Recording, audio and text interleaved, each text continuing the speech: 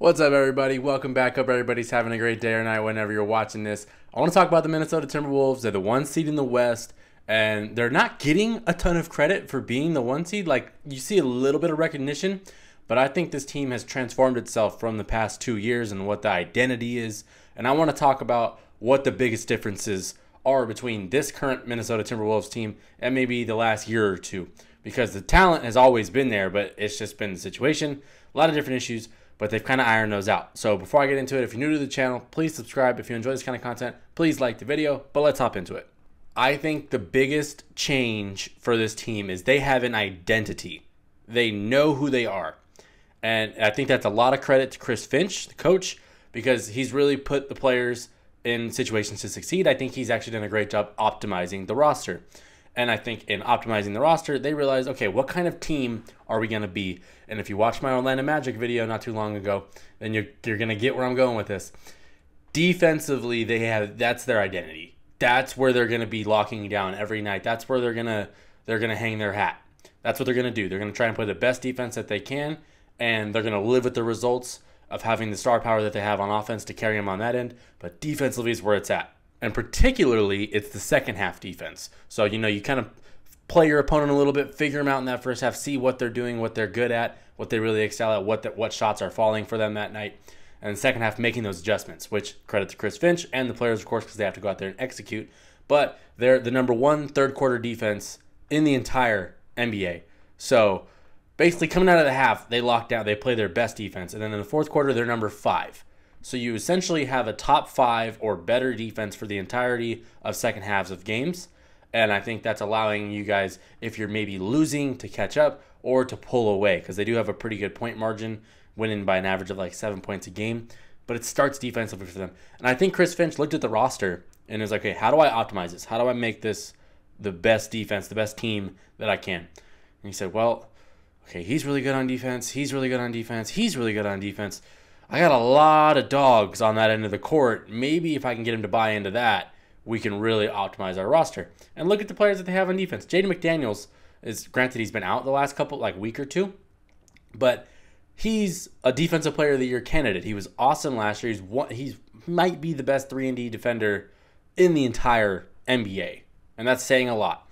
But so you have Jaden McDaniels, right? And then you have Rudy Gobert, who's won numerous defensive players of the years.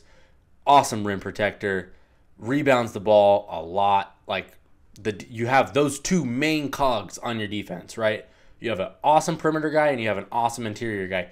But then you also have Anthony Edwards, who is your star player, and he's bought in defensively. He's very good on that end. He likes to take the best matchup on the other team often nights. Him and Jaden McDaniels kind of trade off doing it, but you have that dynamic, which is really good.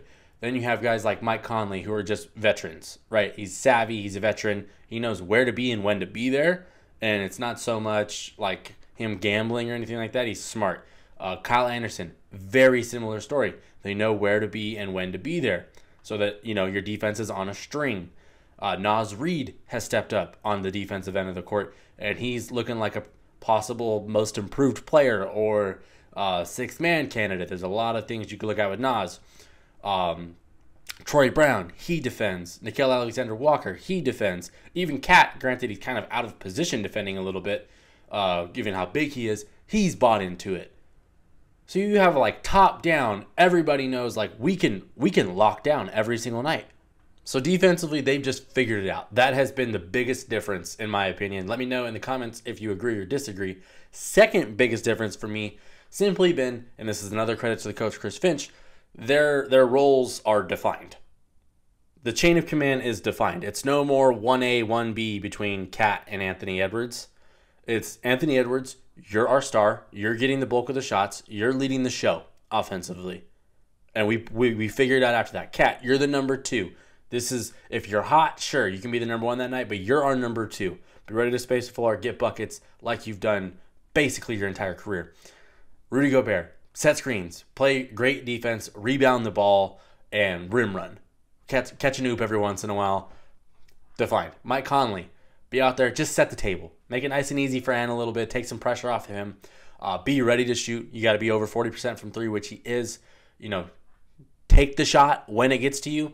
Don't settle, just be aggressive. And I think Conley's kind of bought into that as well. Granted, he's getting up there in age, but he knows what he can really do to help this team. And it's like, Naz Reid, you're a sixth man. And you're one of the rare six mans that's like a big coming off the bench. But be ready to let that thing fly because you're over 40% from three and you can score. And any given night, you could step in and start if we need you. Be ready to do that. Be a force off the bench. That's the whole idea. But know that when you're on the floor, if you're on the floor with Anthony Edwards, he is the guy. If you're on the floor with Cat and not Anthony Edwards, Cat is the guy. This like everything has a defined role. Troy Brown, when you get out there, you're going to defend, take a three every once in a while. Nickeil Alexander-Walker, lock down as best you can. Jaden McDaniels, granted, he's got to get healthy. Be ready to shoot the three, and you're taking every team's best perimeter player for the majority of games when you're on the floor. The whole team is defined now, as to where if you watched years past, there was a lot of kind of tug and pull on like, okay, who's our leader, who's our guy, who's the guy we want to have the ball in his hands with the last second on the shot clock, whatever it is, win the game, whatever. Those roles are all defined. Before you had there was some mixing with D'Angelo Russell. There was, Cat's not really adjusting to Anthony Edwards being this up-and-coming burgeoning star. And then you have Anthony Edwards trying to improve and, he's going through those young player bumps and he's dealing with that. Now those are all kind of ironed out. Everybody's kind of like, all right, I know exactly what my job is on this team. I know not to try and exceed it, and we're going to win games. We're going to be the one seed in the West. Now, I think the third biggest difference, and granted we've only played a quarter of the season, but health. Health will make or break any team in the NBA. Believe it, just look at the Suns. Their fans are wondering, are we ever going to see our big three play together? And it does, I'm sure it'll happen at some point, but it doesn't look too hot right now. And then you have the Lakers, right? Half their team is injured. And it's putting a lot of extra mileage and wear and tear on their players. Now, the Timberwolves, for the most part, have been healthy. I know Ant just got that hip injury, but it's not serious. Thank God. And then, like I've mentioned a couple of times, Jaden McDaniels, he's probably back in a week. Outside of that, Cat's been healthy every game. That was a big issue last year. He missed a ton of games. He's healthy. Rudy Gobert, healthy. Jaden McDaniels coming back. Anthony Edwards, not serious. Mike Conley, healthy. Kyle Anderson, healthy. The whole squad is healthy. And Naz Reid, he got injured last year too. So you have most of your players are active, healthy, playing well. Now, granted, you have 60 games to go, but I think if you're able to stay healthy, it's always the team at the end that is mostly healthier than the rest of the league, right? The Nuggets last year, look at them. They were healthy. Jamal Murray popped off. Nikola Jokic popping off. Michael Porter Jr. popping off. Aaron Gordon, same thing. Whole team mostly healthy. Years past, all these, the teams that really want to win in the end are typically healthy. So that's my opinion, the three biggest differences on this Minnesota Timberwolves team between this year and maybe the last couple of years. They have an identity, being a defensive first-minded team. They know their roles, the roles are defined, and they're mostly healthy right now. That's why they're 14-4, whatever it is, or 15 if I forget what the record is. But this is why they're playing so well. And I hope it continues because Minnesota, the city, has dealt with so much mediocrity and meltdowns in the last 30 years probably. And so if they get a team with, obviously you have a superstar in Anthony Edwards who's super marketable, hilarious, one of the easiest people to root for in the NBA. You have all that, everything kind of culminating. It could be really special. But let me know in the comments what you're thinking of this Minnesota Timberwolves team. Which players are you guys really a fan of? Who's caught your eye? Who's kind of surprised you a little bit? I am just a huge Anthony Edwards fan. I like Cat, but he's nowhere near the level of Anthony Edwards in my opinion, in terms of my favoritism.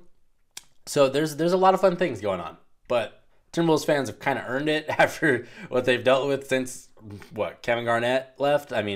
It's been a lot. So this is pretty dope to see him coming out this strong and really playing good basketball. But if you're new to the channel, please subscribe. If you enjoy this kind of content, please like the video. Really, really appreciate it. Hope the Timberwolves stay healthy because if they stay healthy, they're going to be a problem in the West and they're going to make it very, very fun at the end. And I hope it happens. So thanks for watching. I'm done.